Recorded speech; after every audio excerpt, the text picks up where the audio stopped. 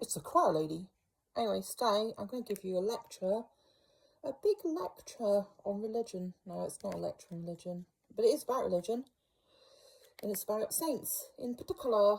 So I'm just going to get into this by selecting my program. But basically, I'm going to start with, I've heard and seen a lot about, because recently we had St George's Day. Now in the UK, people like to think of us as having, let's say, St George is the, people think St George is the patron saint of England. People think that St Andrew is a patron saint of Scotland. People think that St David is patron saint of Wales. Well, that's actually not true. Why is that not true? Because in 1530, King Henry VIII, we had the Reformation in 1530s. Basically, King Henry VIII split England from the Roman Church, Catholic Church. England used to be a Catholic country. It is not. That was under the Reformation, okay? In 1534, an act was passed called the Act of Supremacy, which made the monarch of England the head of the Church of England.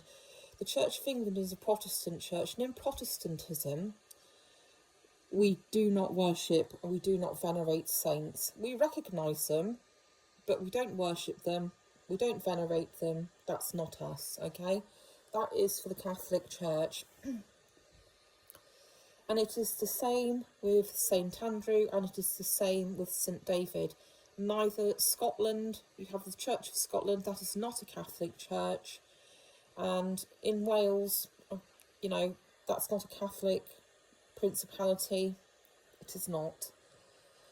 Now, I'm 59 years old, as I always keep telling you, and I'll be 60 next year, but I can tell you specifically and categorically, I cannot remember a single St George's Day that was nationally celebrated. Why? Because it isn't. It's not nationally celebrated. If you go over to Ireland or Ayr, they have St Patrick. Now here's the difference. That's a predominantly Catholic country. It is still linked to the Roman Catholic Church. I mean, Catholicism is lessening in that country anyway, but it is still the dominant religion. They have St Patrick. They celebrate St Patrick's Day. They probably celebrate. It's probably more people in the USA that celebrate it rather than in Ireland. But that's, you know, that's just a fact. That's why you don't see banners and bunting and all sorts of things to celebrate St George's Day. We call it St George's Day because obviously there are Catholics that do live in this country, but out of all the people that call themselves, out of all the people that identify as Christians, the majority are members of the Church of England. You have evangelical, obviously, you have Pentecostal, United Reform, what else? Methodist. They don't venerate, they don't worship saints either, they don't. Okay, so you need that cleared up. King Charles is head of the Church of England. We recognise, the Protestant Church, they recognise saints, you know, for doing good, but they don't venerate them, they don't worship them. If you go to the other, because Christianity is one of the three religions of Abraham. It's an Abrahamic religion, as is Islam, as is Judaism. Now, in Islam, they also do not venerate saints. Sorry, they don't worship saints. They certainly recognise and venerate people, but Muhammad specifically said in the Quran and in the Hadith that, you know, people, you don't worship people. You don't do it. You can venerate them if you want to. It's not compulsory, by the way, but you can. You recognise them for doing acts of good and also for miracles. In Judaism, again, they do not have a formal path or beatification for sainthood, right? I have to pick up my piece of paper now because in Judaism, they have, it's called Tzaddikim, okay? Have I pronounced that right? I don't know. But essentially, that tends to recognise people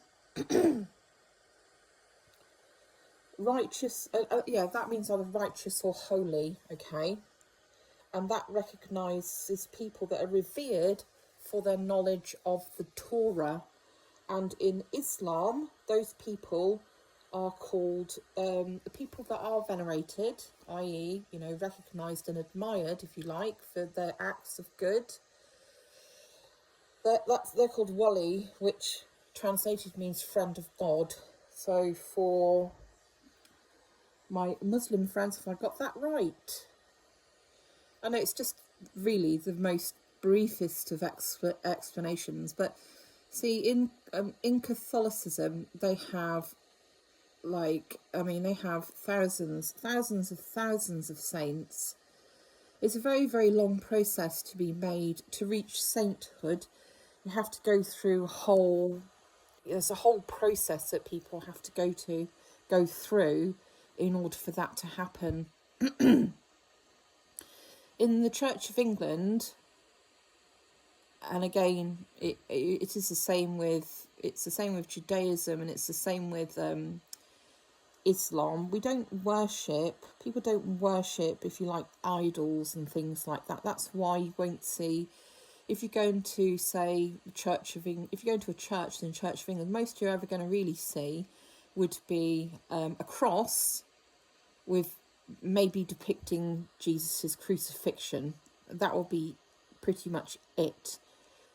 You'll see stained glass windows, and that will be depicting various scenes of things happening of religious importance, but you won't see statues of saints, you won't see statues of the Virgin Mary, you won't see statues of Jesus, you won't see statues of any saints or anything like that. And in Catholicism, you will, it's not uncommon to go into a church and you will definitely, you'll see a statue of Virgin Mary, things like that.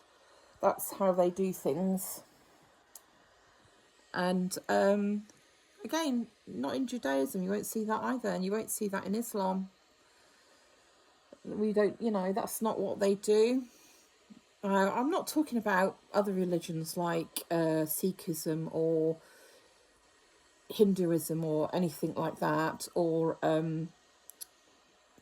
Buddhism or Shintoism, because I don't know much about that, but I'm going to read about on those.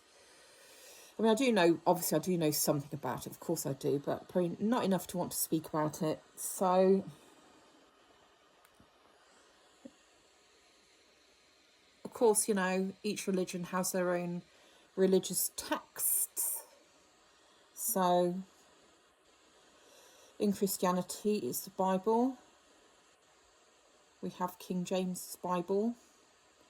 In Protestantism, and obviously there's the Torah, there's the Quran.